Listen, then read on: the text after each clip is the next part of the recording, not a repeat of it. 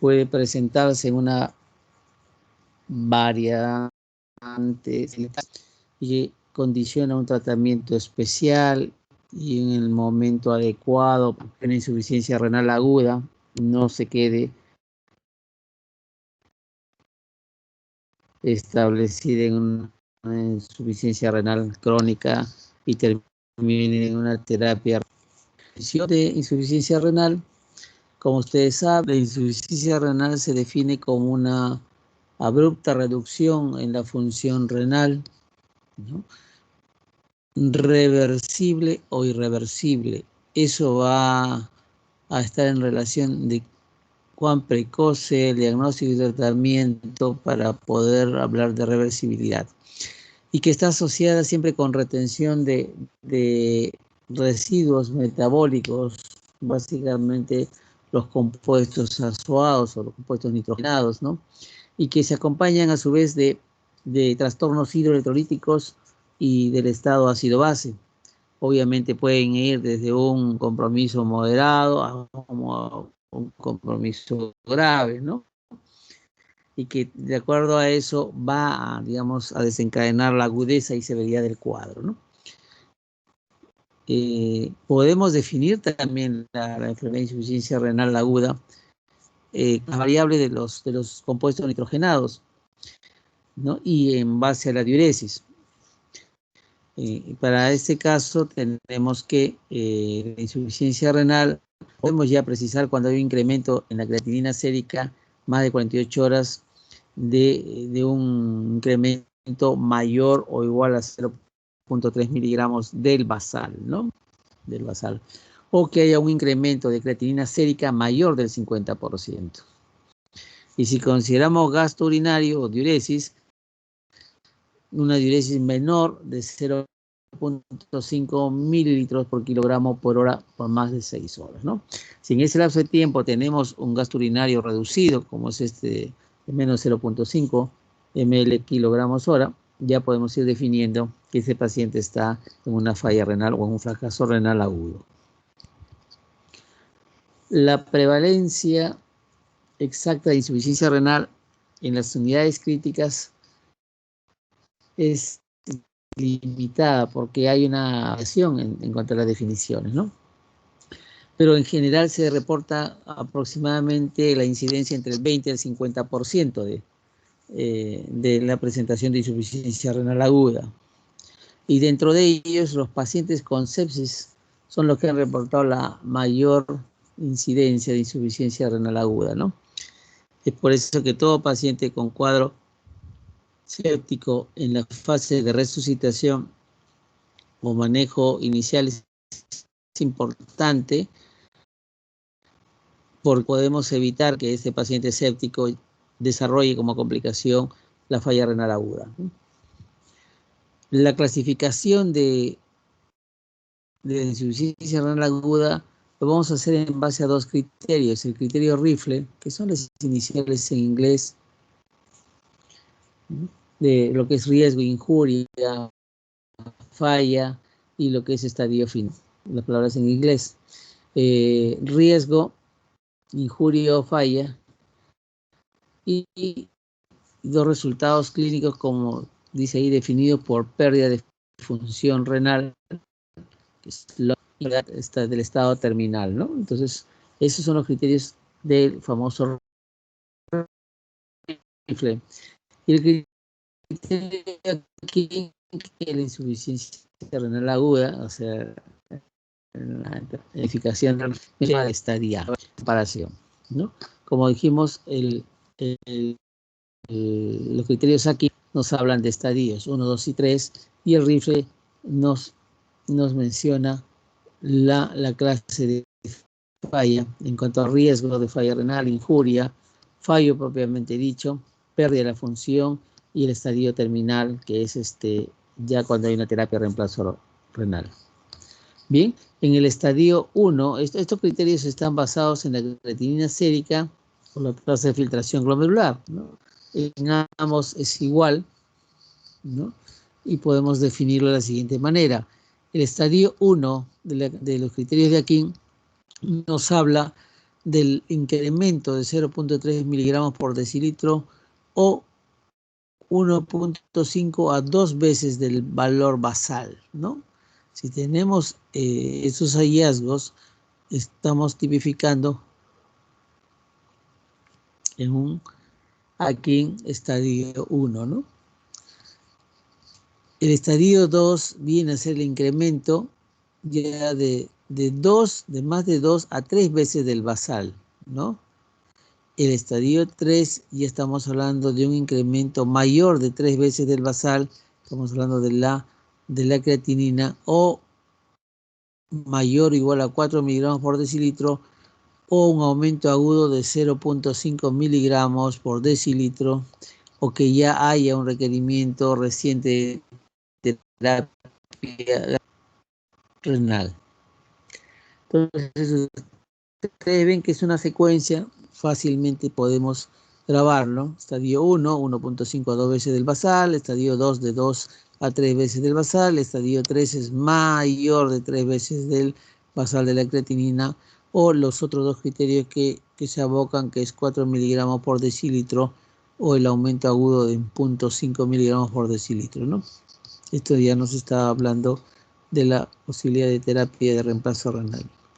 En relación al criterio Rifle, riesgo de falla de insuficiencia renal aguda cuando la creatinina tiene 1.5 veces del basal, ¿no? En relación a esto, casi igual al criterio de estadio 1. De acá ya asociamos la tasa de filtración glomerular mayor del 25, disminuida mayor del 25%, ¿no? Injuria cuando la creatinina está elevada 2 veces del basal, o la tasa de filtración glomerular disminuida más del 50%, ¿no? Fallo cuando la creatinina tenemos ya una elevación mayor de 3 veces del basal o mayor de 4 miligramos por decilitro, o un aumento de 0.5 miligramos por decilitro, o la tasa de filtración glomerular está disminuida más del 75%, ¿no? Entonces ustedes ven que es también una secuencia de aumento, ¿no? Desde el riesgo en relación a tasa de filtración glomerular, más del 25% de disminución, la injuria más del 50%, fallo ya más del 75% de disminución, y pérdida, que es en inglés, la pérdida de función renal más de por 4 semanas, ¿no? Por 4 semanas. Y obviamente el estadio terminal es cuando ya pues superamos las 4 semanas, ¿no? De un aumento significativo de los compuestos de creatinina, urea y otros elementos que van a corroborar o decir ya esta función renal ya dejó de estar aguda y pasa a ser una insuficiencia renal establecida con todos los criterios y el manejo que se debe realizar. Bien, ahora en relación al gasto urinario, el gasto urinario, si consideramos gasto urinario, entonces tenemos igual, ¿no? Van a ver cómo se va relacionando.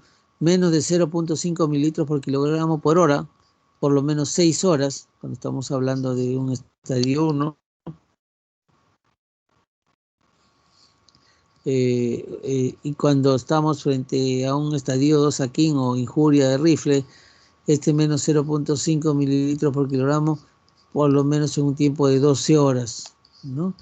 Y ya estamos hablando de un estadio 3, aquí, o Rifle, como ya catalogado falla, vamos a tener que el gasto urinario es menor de 0.3 miligramos por kilogramo por hora, al menos 24 horas, o anuria 12 horas, ¿no? Una anuria de 12 horas con creatinina mayor de 3 veces del basal, en cualquiera de estos criterios, ya es una falla renal y obviamente un candidato a lo que es terapia de reemplazo renal, ¿no? Entonces es una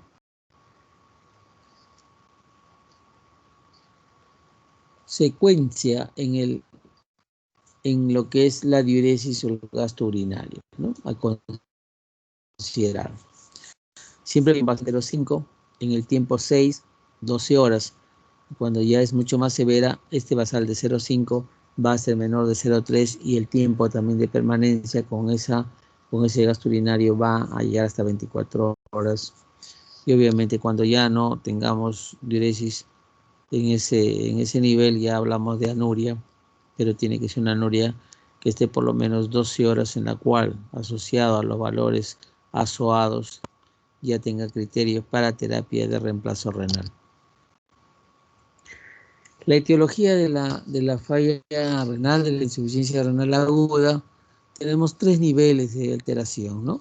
Lo que es digamos, dentro del aspecto prerrenal, parenquimal propiamente dicha, y de posrenal. Dentro de lo que es la falla renal, de etiología prerrenal, que constituye casi el 70% de presentación, esta va a conllevarse o va a presentarse por una disminución del flujo renal. Hay una vasoconstricción de la arteriola aferente,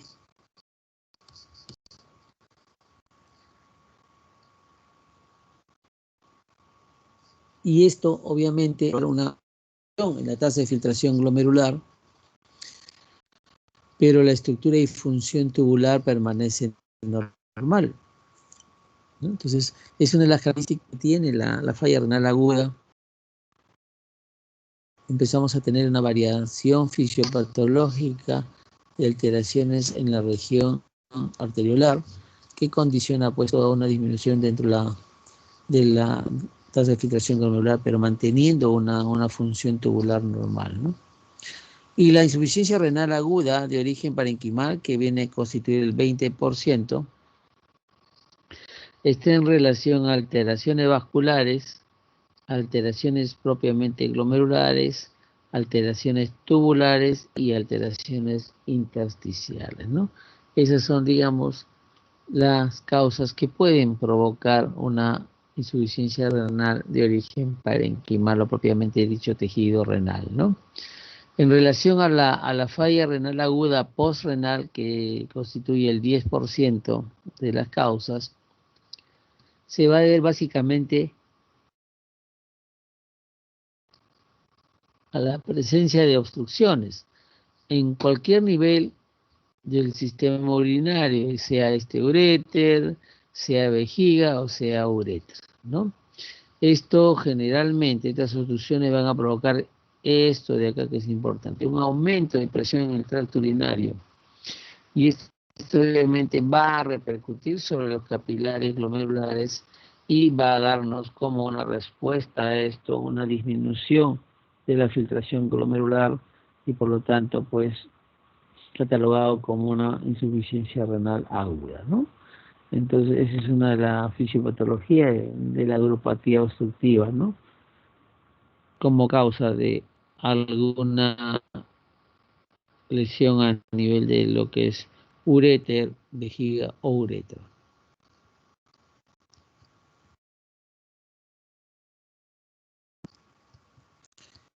Bien, entonces en la etiología de la insuficiencia renal aguda prerrenal, como ven ahí ustedes, obviamente en relación a lo que es la circulación, disminución del flujo renal y vasoconstricción de arteriola aferente, vemos ahí pues qué estados, que esta falla renal de tipo prerrenal puede causar los estados de hipovolemia, y en eso están incluidos lo que son las deshidrataciones severas, ¿no? Cuadros eméticos, incoercibles, diarreas de alto flujo, el uso excesivo de diuréticos, las quemaduras, que obviamente por la condición y extensión de la quemadura vamos a tener una pérdida importante de líquido y puede desarrollar una falla renal aguda, ¿no? Entonces, estado de hipercalcemia, obviamente esto está en relación pues a que este estado provoca lo que es un cuadro de deshidratación, y parte del tratamiento pues es una hiperhidratación, aparte de asociarse a otro fármaco como lo que es los corticoides, ¿no? Otro estado de hipovolemia importante que condiciona que puede condicionar insuficiencia prerrenal son las hemorragias, ¿no? Todas las hemorragias masivas pueden provocar, ¿no? Hemorragia digestiva alta masiva por ruptura de varices esofágica o un traumatismo que produce un sangrado copioso que por efecto de la pérdida sanguínea severa va a provocar una alteración a nivel del flujo vascular renal, ¿no? Bien, el tercer espacio es otro de los estados de hipovolemia que puede condicionar falla renal aguda, y acá lo vemos pues en los pacientes con presencia de ascitis, ¿no? O que haya una pancreatitis o un síndrome nefrótico, ¿no? Son estados en los cuales puede, digamos, ocupar un tercer espacio y eso condicionar a una disminución del flujo a nivel sanguíneo renal y por lo tanto una insuficiencia renal aguda de tipo prerrenal, ¿no?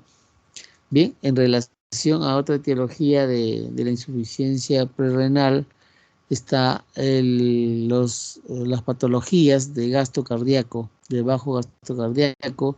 Ahí está encabezando lo que es la insuficiencia cardíaca, las arritmias por sí que estén hemodinámicamente inestables, ¿no? La presencia de tromboembolismo tromboembolismo pulmonar masivo, ¿no? Que puede causar también un bajo gasto cardíaco. La presencia de taponamiento pericárdico es importante, ¿no? Ustedes van a ver que la insuficiencia renal puede provocar lo que es la colección a nivel del espacio pericárdico, y esto, si se sigue habiendo el derrame o efusión pericárdica, va a provocar taponamiento, que es la expresión máxima del derrame pericárdico, ¿no? Es donde ahí el corazón lo tiene presionado sin poder ejercer su función dinámica, ¿no? La presencia de infarto agudo miocárdico también puede provocar falla renal. Sí, claro que puede provocar falla renal en el sentido de que puede complicarse con arritmias. 1, 2, puede debutar con un taponamiento también pericárdico, ¿no? Como una de las causas. La vasodilatación sistémica, como causa de la insuficiencia renal, sí, en el caso de que se desarrolle shock séptico o shock anafiláctico. Ustedes saben que el shock séptico es un shock de tipo distributivo, al igual que el anafiláctico, ¿no? Y los dos pueden provocar lo que es falla renal de tipo prerrenal, ¿no? La vasoconstricción renal, la que podemos determinarla en el hepatorrenal, o cuando hay el uso de drogas vasoactivas, ¿no? Pero a dosis altas, ¿no? Eso quiere decir que estamos tratando de mejorar un cuadro de shock y vamos a provocar lo que es por las dosis de vasopresores, la adrenalina, o como antes usábamos más frecuentemente, inotrópicos como la dopamina, que en dosis altas producen una vasoconstricción renal y obviamente pueden condicionar problemas de tipo renal, ¿no? Algunos medicamentos como la ciclosporina o la fampicillina también están dentro de los efectos de vasoconstricción renal, ¿no? La otra causa de falla prerrenal es la pérdida de la autorregulación de la función del flujo sanguíneo renal, ¿no? Del flujo sanguíneo renal. Entonces, y esto básicamente se puede de prostaglandina, ¿no? O por un bloqueo del sistema renina-angiotensina-aldosterona. ¿Cuál es la causa, por ejemplo? Lo que son los AINES. Los AINES, provocando esta inhibición de síntesis, va a provocar lo que es la pérdida de la autorregulación del flujo sanguíneo renal y por lo tanto puede desencadenar una insuficiencia de tipo prerrenal, ¿no?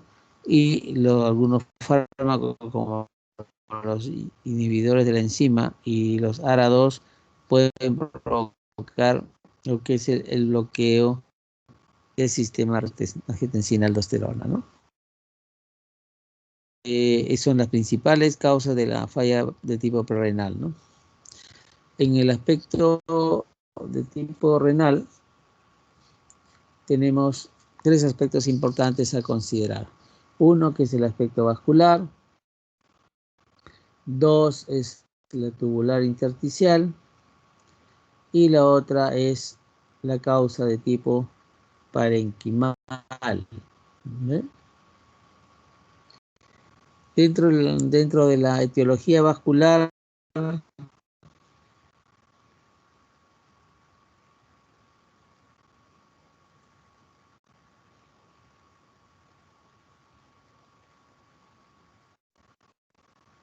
perdón, creo que se me fue el audio, dentro de la etiología vascular tenemos ahí la vasculitis, ¿no?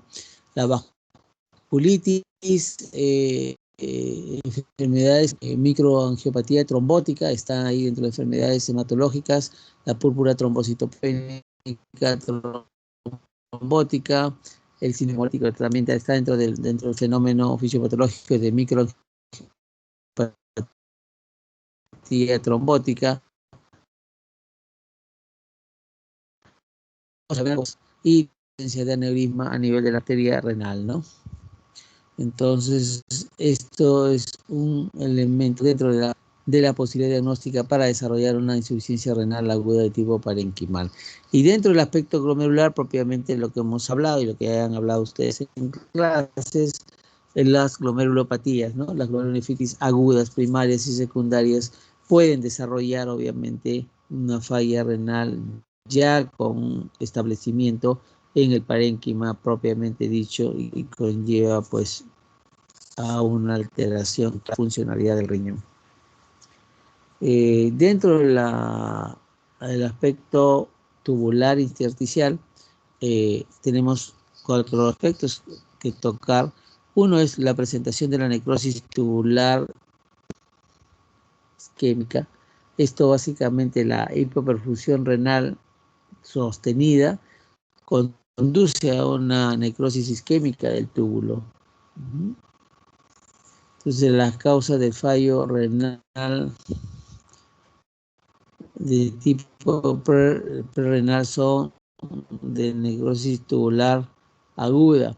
Si esto no logramos revertirlo, vamos a establecer el daño ya en el parénquima. El otro punto importante dentro de la etiología parenquimal es la sepsis, ¿no? Son los cuadros de sepsis. Pero hay que considerar también que dentro del lógico intersticial puede presentarse una nefritis intersticial aguda inmunoalérgica, y esto se ve con frecuencia muchas veces como una reacción a los diuréticos o incluso a ciertos, ¿no? Entonces hay que considerar esto dentro del diagnóstico cuando tengamos un paciente con falla renal, ¿no? De tipo parenquimal. Dos aspectos, las endógenas y las exógenas. Las endógenas se refieren básicamente a la formación de nuestro cuerpo. Ahí tenemos los pigmentos. Hay que considerar la hemoglobina libre, la rhabdomiolisis, la bilirrubina, no sé, la hiperbilirrubinemia, ¿no? Y obviamente estas nefrotoxinas pueden presentarse también a nivel intratubular, y ahí hay determinadas etiologías que están acorde a ello. Por ejemplo, el mieloma, que es una patología donde hay una alteración a nivel intratubular, ¿no? Y los cristales intratubulares, como es el ácido úrico que se presenta en la lisis tumoral, ¿no? Y obviamente los sales de oxalato que pueden provocar nefrotoxicidad de tipo parenquimal, ¿no? Bien, y dentro de las nefrotoxinas exógenas tenemos ahí los antibióticos, y dentro de ellos los más conocidos que son los aminoglicósidos, ¿no? Tericin también es una de las causas de nefrotoxicidad exógena, ¿no? Algunos elementos mayores como el cisplatino, los inhibidores de la bomba de protones, los AINES, los contrastes yodados, los disolventes industriales tipo glicoles, que son los que van a provocar nefrotoxinas de tipo exógeno, ¿no?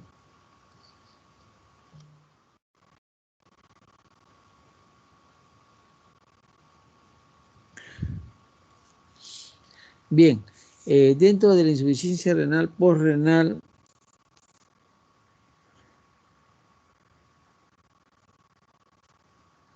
un ratito, chicos, por favor, un segundito, déjenme enviar un mensaje a mi hospital. Yo, doctor, sí.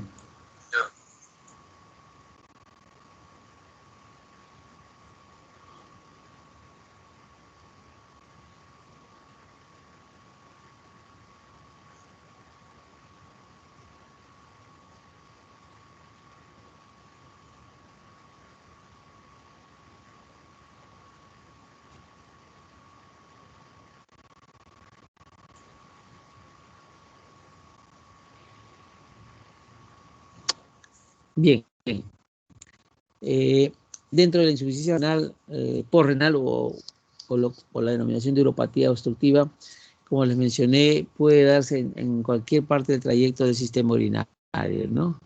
Y obviamente hay diferentes causas, ¿no? A nivel de la región ureteral puede ser la presencia de cálculos, la presencia de coágulos, la presencia de neoplasias de tipo obstructiva, ¿no? O puede haber también compresión externa a nivel del cuello de la vejiga, de hiperplasia prostática, ¿no? Que va a provocar una elevación y obviamente una obstrucción al flujo de salida, la presencia de neoplasias o sangrado con número, digamos, de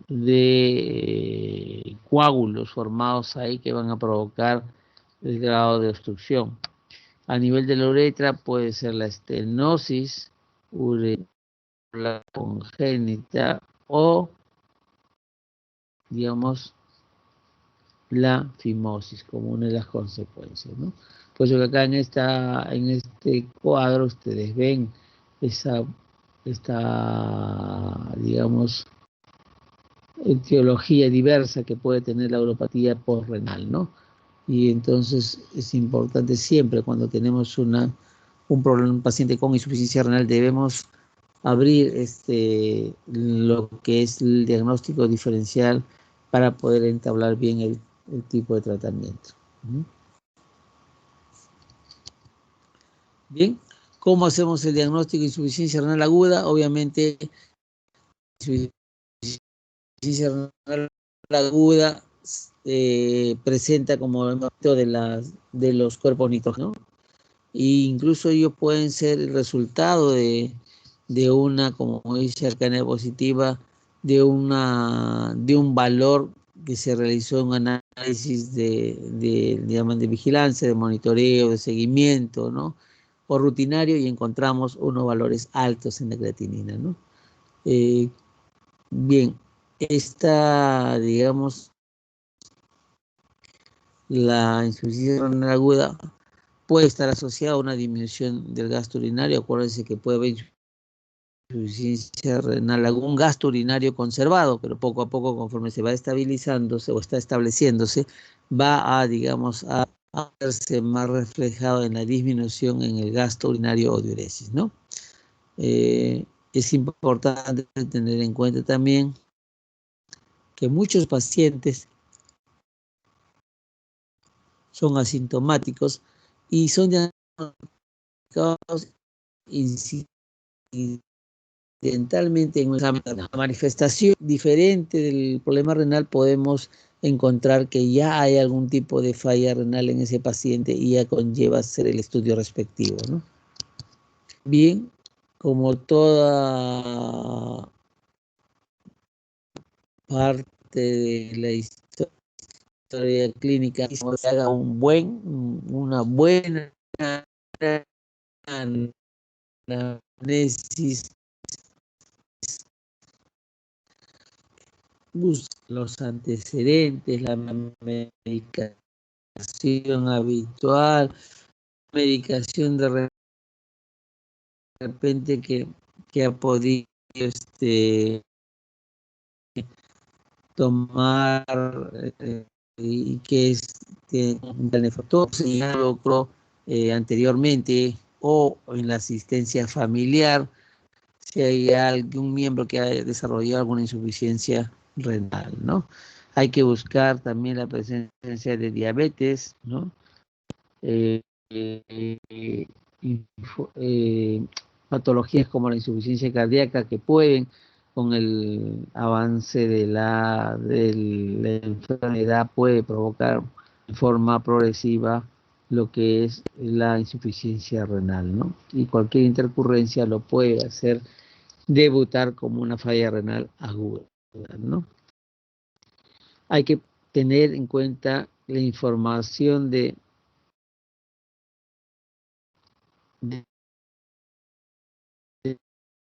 AINES, como han visto ustedes, ¿no? Que actúa sobre las prostaglandinas.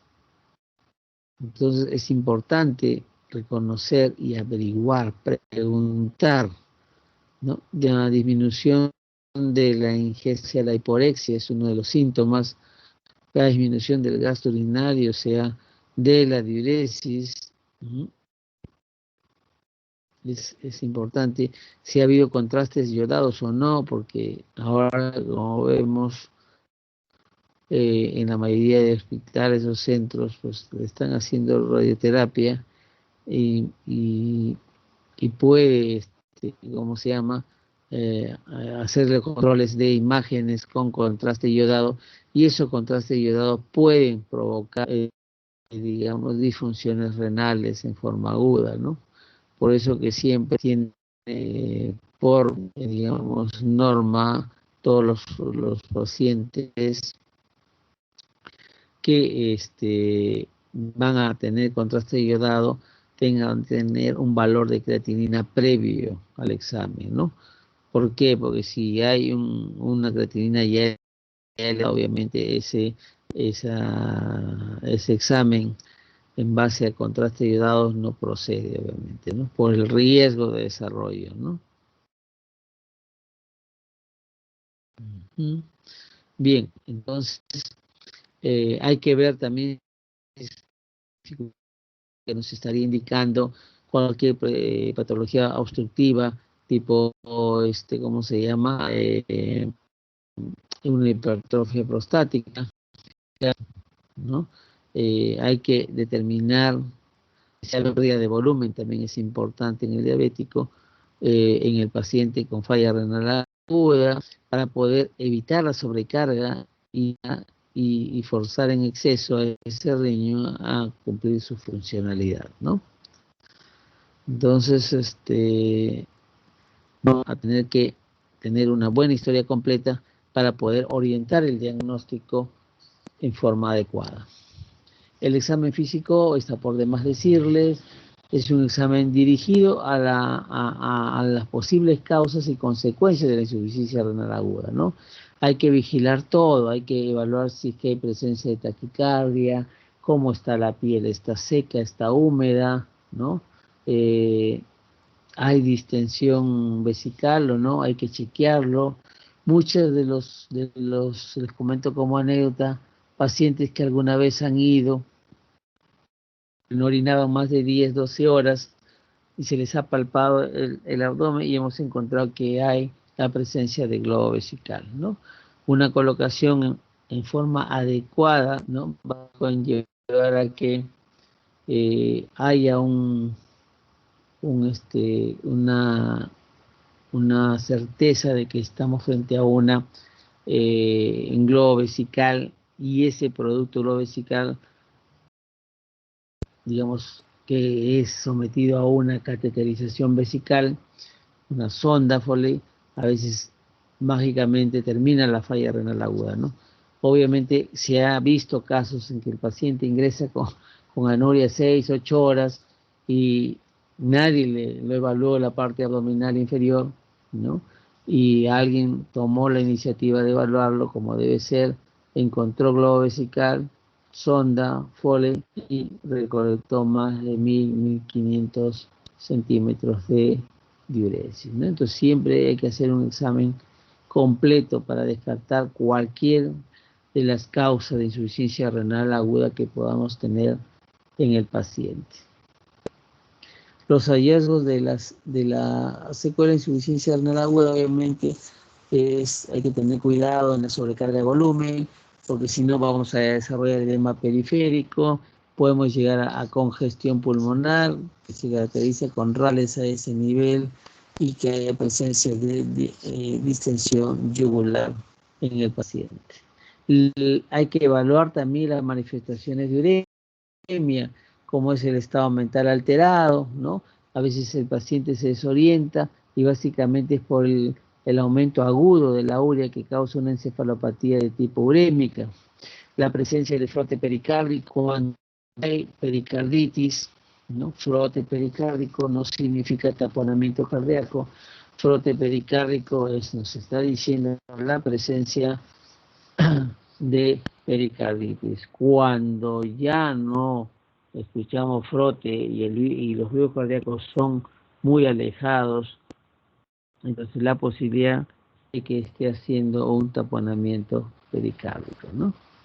Bien, entonces eso es importante, reevaluar el estado con los síntomas y signos que presenta el paciente. Bien, el ultrasonido es un elemento importante acá que nos permite, aparte de evaluar la distensión de la vejiga, nos permite evaluar el riñón y su estructura. Es un riñón que tiene una estructura cortical y medular bien diferenciada, o de repente ya hay alteración de la relación córtico-medular y entonces nos orienta a una falla renal que ha ido evolucionando hasta la falla, digamos, en el sentido de la función propiamente renal. Entonces la alteración córtico-medular nos dice, está alterado, está, digamos, disminuido en tamaño. Este es un paciente que ha tenido una falla renal crónica que por alguna intercurrencia se ha reagudizado. Si encontramos un ultrasonido con una estructura renal normal, en tamaño, normal en la diferenciación córtico-medular, podemos estar asistiendo a una falla renal aguda, ¿no? Que esté condicionando la presentación del caso, ¿no? Y que pueda ser reversible si iniciamos una terapia adecuada e inmediata. Bien, los test diagnósticos que usamos para lo que es detectar o corroborar nuestra sospecha clínica de insuficiencia renal aguda está pues la analítica sanguínea, ¿no? Que incluye pues desde el simple hemograma hasta la urea y la creatinina para poder ver la retención de ácidos y cómo ha estado en el tiempo, también es importante, ¿no? La osmolaridad urinaria, el sodio urinario, la creatinina en orina y urea en orina es importante, ¿no? Calcular lo que es el FENA famoso, la fracción de excreción de sodio, y la fracción de excreción de urea, que es importante para poder empezar a tipificar el tipo de falla renal, ¿no? El examen de orina es otro de los diagnósticos o de los métodos diagnósticos para insuficiencia renal aguda mientras el paciente tenga diuresis, ¿no?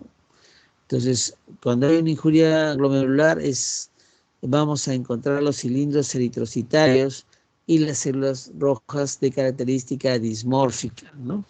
Si tenemos una injuria vascular, va a haber cilindros de tipo eritrocitarios, ¿no? La injuria tubular es la presencia de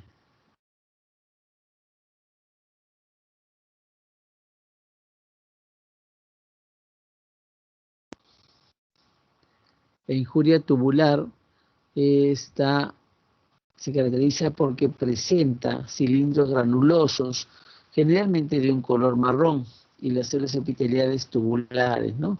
La injuria intersticial sí tenemos ahí los famosos cilindros leucocitarios, ¿no? Ahí tenemos a la cabeza la pielonefritis, la presencia de eosinófilos que puede estar en esa alteración intersticial alérgica, inmunoalérgica, que puede ser secundario a algún fármaco, ¿no? Entonces, podemos tener ahí este tipo de presentación. Bueno, la infección urinaria como tal que nos va a permitir ver la presencia de lo que es bacterias y asociado a lo que es la esterasa leucocitaria en el examen de orina elevada, condiciona y define lo que es una falla renal aguda secundaria a una infección urinaria, ¿no? Entonces, estas características del examen de orina nos puede ir orientando hacia la forma de presentación o la etiología y establecer el diagnóstico de falla renal aguda, ¿no? Las imágenes, como les mencioné, importante es el ultrasonido, tanto renal, vesical, para determinar si hay obstrucciones y obviamente, como se ve en la imagen, buscar lo que es la diferenciación córtico-medular para ver si esto es crónico regularizado o realmente es un agudo que está debutando y que revertir inmediatamente. La tomografía, al ser computarizada, es útil cuando hay presencia de nefrolitiasis o sospecha de nefrolitiasis, ¿no? Masas renales o abscesos, ¿no? Como ven en esta imagen de acá, ven varias bolitas. Estos son los quistes, ¿no? Entonces, a nivel renal, entonces, y son múltiples, son grandes, como ven acá. Entonces, vamos a tratar de hacerle un estudio tomográfico para detectar o develar que hay una enfermedad renal como una causa de insuficiencia renal ya establecida, ¿no? O cuando tenemos que pintar las vías urinarias mediante un examen contrastado, pero ojo, teniendo en cuenta de que, digamos, la función renal esté adecuada, porque si yo voy a tomar una tomografía con contraste en un paciente con falla renal aguda, lo voy a, digamos, allá establecer o mantener una falla renal probablemente por más tiempo, ¿no?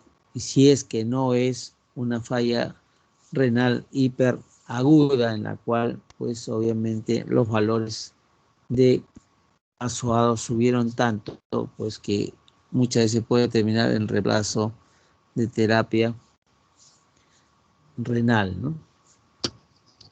Y ustedes ven ahí un algoritmo para lo que es la clasificación aquí, ¿no? Entonces ahí tenemos la injuria renal aguda, con las características que hemos mencionado, 48 horas con creatinina mayor o igual a 0.3 en relación al basal. Entonces, de acá se abre un abanico de posibilidades diagnósticas.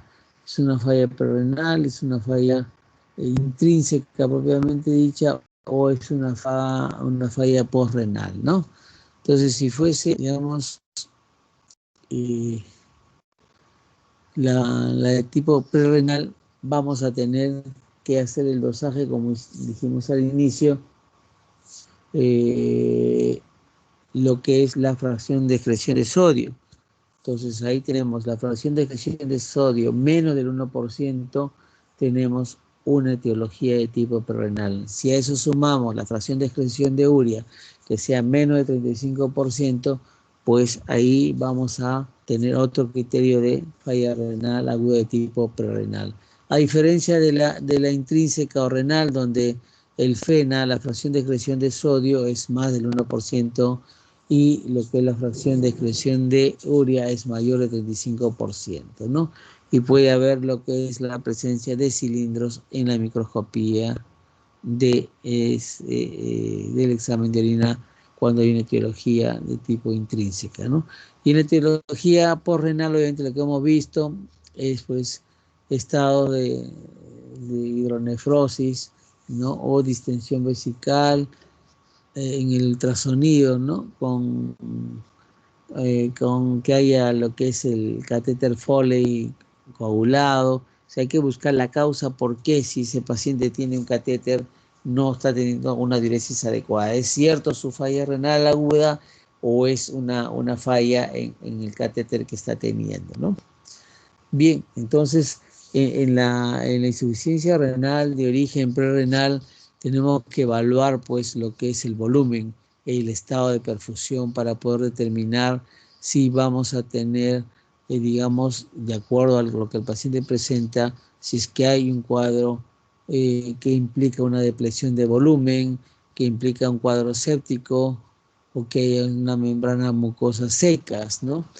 Entonces todo eso va a jugar papel importante.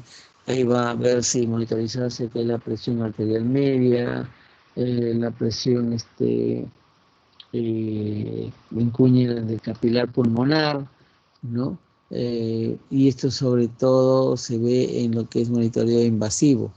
Ahora tenemos también que evaluar en el estado de depresión o de disminución de perfusión, aparte de la depresión propia que existe, la disminución del gasto cardíaco y qué patologías pueden determinarlo.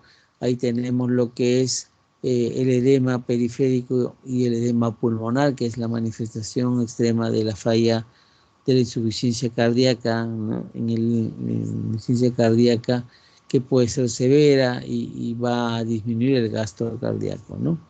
La presencia de edemas, obviamente de edema pulmonar, que es la expresión mayor de la congestión pulmonar, ¿no? Que puede conllevar a este fenómeno de tipo prerrenal.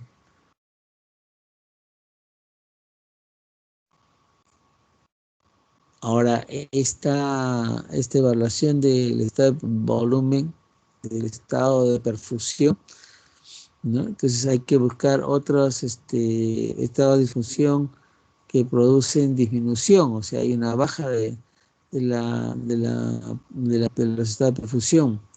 Entonces ahí hay que ver cómo está el hígado, si está operativo, está teniendo buenas evidencias que está ya habiendo una falla y que puede comprometer tanto hígado como riñón y tenemos lo que conocemos como un síndrome hepatorrenal, ¿no? En relación a lo que es la parte intrínseca y renal, estamos haciendo un recordario de lo anterior de la diapositiva, la necrosis tubular aguda, en la que hay que buscar la presencia de toxinas o drogas, ya sea de uso endovenoso, ¿no? Hay que ver si hay reciente hipotensión, ¿no? Entonces, y entre los exámenes laboratorio, precisar la presencia en el examen de orina de cilindros granulosos, microglobinuria o elevaciones de la creatinina quinasa, ¿no? La CPK total. ¿Bien? En la etiología renal parenquimal, en lo que se refiere al aspecto intersticial, igual tenemos que ver si es que hay presencia de medicamentos, si hay algún rash cutáneo evidente, ver cómo está el laboratorio, los cilindros, los glóbulos blancos, la eosinofilia en orina, ¿no? Sí, la eosinofilia en orina y la eosinofilia periférica, o sea, en sangre o sérica, ¿no? Todo eso se tiene que ver para poder, digamos, mantener una posibilidad diagnóstica en esta necrosis o esta falla renal intrínseca con compromiso intersticial. Y el glomerular obviamente es en base a todas las historias que hemos conversado en relación a las enfermedades de tipo autoinmune que pueden provocar lesiones netamente en el aspecto glomerular. En el tratamiento inicial es de soporte. ¿Qué significa? Hay que descontinuar los medicamentos nefrotóxicos, hay que mejorar el estado de perfusión en pacientes con riesgo de insuficiencia renal aguda. Eso significa que dar la fluidoterapia adecuada, corregir los trastornos metabólicos que puedan existir, hay que manejar las alteraciones hidroelectrolíticas, sobre todo los estados de descompensación de electrolitos importantes como el sodio y el potasio, que es cardinal en la insuficiencia renal aguda. El manejo escalonado, si la severidad progresa de estadio 1 a 3, o sea, cada estadio debe tener una forma de tratamiento ¿no? Para poder manejar esta descompensación de la falla renal aguda. Hay que evaluar si es que corroboramos que es una insuficiencia renal de tipo obstructivo, una neuropatía obstructiva. Tenemos que corroborar si es factible la desobstrucción, por llamarlo así, de esa causa en el momento para poder mejorar el estado de insuficiencia renal aguda y evitamos así que sea, digamos, una falla renal establecida, ¿no? Bien, en cuanto a la depresión de volumen, obviamente el uso de cristaloides es importantísimo, ¿no? Dentro de ellos los cristaloides balanceados, el lactato de Ringer, pero con una condición de que no haya shock hemorrágico, ¿no? Los vasopresores, tanto como se necesiten en resucitación de volumen. Lo importante cuando usamos vasopresores o cualquier inotrópico con dicha función, de acuerdo a la dosis, es hacer que se mantenga una presión arterial media mayor de 65, ¿no? Entonces, con eso también estamos limitando un poco lo que es dentro del tratamiento de sepsis, el manejo inicial, que es el manejo de la presión arterial media a valores siempre mayores de 65, ¿no? Bien, hay que, en la sobrecarga de fluidos, si es que eso ocurre, hay que usar lo que son los medicamentos que van a ayudar a mejorar esa sobrecarga. Y eso estamos hablando de diuréticos, y dentro de ellos los diuréticos de asa con la furosemida, ¿no? La dosis la tienen ahí, 1 miligramo por kilogramo de peso, hasta 1.5 miligramos por kilogramo de peso, ¿no? Hay que considerar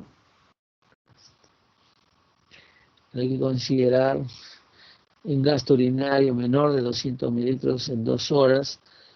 Nos da una sensibilidad de 87% y una especificidad de 84% como predictor del desarrollo de los criterios de Akin, ¿no? El estadio 3. Eso es un aspecto importante que hay que siempre considerar cuando estamos manejando lo que es volumen, fluidoterapia, ¿no?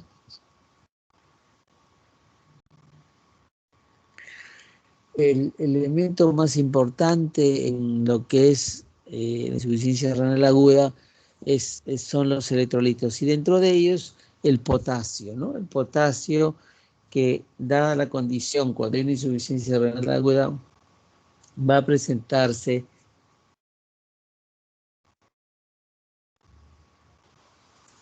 una serie de variantes, ¿no? La hipercalemia es una de ellas, una de las que más no es que se tema, sino que simplemente se debe tener un poco más de cuidado en el diagnóstico y tratamiento adecuado, ¿no? Esta hipercalemia nos da una serie de variaciones a nivel del electrocardiograma, como ustedes lo están viendo acá. Hay una prolongación del intervalo PR, eso significa que está, digamos, predispuesto a un bloqueo, ¿no es cierto? Bien, otra característica de la hipercalemia y que no falta siempre es las T picudas, ¿no? O de complejo, o que tenga el complejo ancho, ¿no? Entonces tenemos ahí T picudas, complejo QRS ancho. A ver, cómo evolucionan esto, ¿no? Y en hipercalemia severa, obviamente, pueden darnos desde taquicardia ventricular no sostenida, taquicardia ventricular o incluso fibrilación ventricular en el paciente puede debutar bajo ese aspecto, ¿no? Entonces, estas son las características principales del estado de hipercalemia, ¿no? Ahora, esa hipercalemia obviamente hay que manejarlo, hay que tratarlo. Lo importante en lo que es la hipercalemia, esto van a ser clases creo, pero le doy un poquito de adelanto, es que el paciente tiene digamos, una opción terapéutica para este estado, ¿no? Dependiendo si es moderado o severo. Entonces, ahí tenemos que considerar para la hipercalemia, el paso principal es rápidamente, como ustedes saben, hay un miocardio muy lábil, ¿no? Un miocardio muy lábil que puede generar complicaciones mayores. Por eso que uno de los aspectos importantes de esta hipercalemia era vigilar básicamente el estado de hipercalemia y de acuerdo a ello dar lo que son medicamentos que van a provocar estabilizar la membrana miocárdica, ¿no? Dentro de ellos está el gluconato de calcio, que nos estabiliza la membrana miocárdica, el bicarbonato de sodio, que junto con la insulina más estos el 33%, son condiciones en las cuales van a permitir que el potasio ingrese a la célula, ¿no? Entonces ahí es importante la gasometría, el análisis de gases arteriales. Vamos a tener que, va a haber un fenómeno en que mientras haya acidosis metabólica, que es la característica de los pacientes renales, mientras tengamos esa acidosis metabólica no controlada, obviamente vamos ¿cómo se llama? A tener algunos aspectos de importancia que considerar, ¿no? ¿Cómo damos el gluconato de calcio? Hay varios esquemas. Puede ser una cada 8 horas, dos ampollas cada 8 horas, una cada 15 minutos. Hay varias escuelas. Lo importante es administrarlo. Si tengo un paciente con un potasio mayor de 5.5 o estamos entrando en hipercalemia severa que es 7 y tiene ya cambios electrocardiográficos, ya ese paciente debe inmediatamente recibir lo que es el manejo inicial de lo que se refiere a estabilización de miocardio, que ahí entra el gluconato de calcio, ¿no? Entonces, mientras el estado ácido base se mantenga en acidosis metabólica, que es la característica de la falla renal, obviamente esta acidosis metabólica va a hacer que el potasio salga de la célula, ¿no? Por eso que hay que mejorar mediante la administración de bicarbonato de sodio, con cuidado, con mesura, porque obviamente hay que ver bien ese estado para no provocar efectos colaterales, ¿no? El uso de la insulina con la dextrosa al 33%, que también es la llamada solución polarizante, que nos va a permitir que el potasio ingrese a la célula nuevamente para que disminuya los niveles de potasio y mejore la hipercalemia y disminuya el riesgo de complicación seria, ¿no? ¿Cuál es el riesgo de complicación seria del taponamiento, de la hipercalemia? Es el taponamiento cardíaco, uno de ellos. Y dos es, obviamente, el más importante sí es el taponamiento pericárdico, taponamiento cardíaco, todo, pero una de las causas que también lleva a la emergencia es la presencia de bloqueos AB completos, ¿no? Entonces hemos tenido muchas transferencias en la cual enviaban al paciente para colocación de marcapaso, pero resulta que al evaluarlo vemos y consideramos y encontramos que tenía un potasio pues súper elevado, ¿no? Y eso, corrigiéndolo, ese bloqueo AB completo candidato a marcapaso desaparecía, porque básicamente era el reflejo del estado de alteración electrolítica que teníamos, ¿no? Entonces, esos son digamos, los mecanismos que hay que hacer para tratar este estado de hipercalemia. Este es uno de los factores que va a permitir que el paciente ya vaya teniendo criterios para lo que es la terapia de reemplazo renal, ¿no? A ver, uno de ellos es la presencia de sobrecarga de fluidos. ¿Cómo se expresa eso? Obviamente se expresa en lo que es el edema agudo pulmonar. Un edema agudo pulmonar o una congestión pulmonar inicial que fue tratada con diuréticos, vasodilatadores y no mejoraba, y el paciente sigue en edema pulmonar. Ese es un indicador que ya va a tener que usar terapia de reemplazo renal, pero hay que asociarlo. Hay hipercalemia, perfecto, es 7. Le han colocado el gluconato, ha pasado bicarbonato, está pasando lo que es la solución polarizante de insulina con dextrosa, y sigue en todo esto significa pues que este paciente necesita un apoyo hemodialítico para mejorar su estado, ¿no? Entonces tenemos ya dos indicaciones. Uno, con sobrecarga de fluidos, a eso nos referimos al edema agudo pulmonar. La hipercalemia grave, que es mayor de 7. La acidosis metabólica severa, es un pH menor de 7.1, con un bicarbonato menor de 10. Refractario al tratamiento, entonces significa que vamos a tener que hacer un control constante, periódico, mediante gasometrías, para ir viendo lo que son el manejo de estas patologías para poder estabilizar rápidamente, ¿no? El otro es la famosa ya sintomatología por la urea, ¿no? Ya sea una pericarditis urémica, ya sea una encefalopatía urémica, son características que hacen que el paciente debute y muchas veces desoriente al colega que está evaluando, ¿no? Y no piense, digamos, en estas posibilidades. Paciente que viene desorientado, aparentemente sano, hipertenso, diabético, no vaya a ser que haya un compromiso, digamos, superior, pero en relación a un secundarismo como es el acúmulo de estos azoados, ¿no? Y la pericarditis, obviamente, cuando se presenta y está presente disculpen la redundancia, y está presente el soplo, obviamente tenemos que considerarlo como una pericarditis urémica. ¿Y el tratamiento cuál es? Básicamente es hemodiálisis, o sea, disminuir los compuestos azoados o los compuestos nitrogenados que implica la insuficiencia renal aguda. Bien, entonces, dentro de las conclusiones importantes, un diagnóstico temprano es clave para que no haya daños en el riñón, un soporte adecuado en el tratamiento y un uso racional de todas estas opciones terapéuticas para evitar las complicaciones, ¿no? El tratamiento etiológico es importante, ¿no? Para poder establecer la reversibilidad de la insuficiencia renal aguda, ¿no? Por eso que le decía que es importante diagnóstico precoz y terapia óptima, adecuada para, digamos, determinada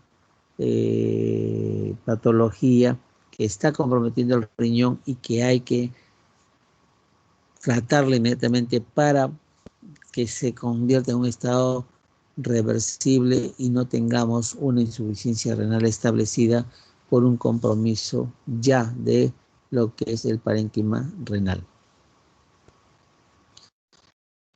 Bien, esta es la última diapositiva. Con esto hemos terminado las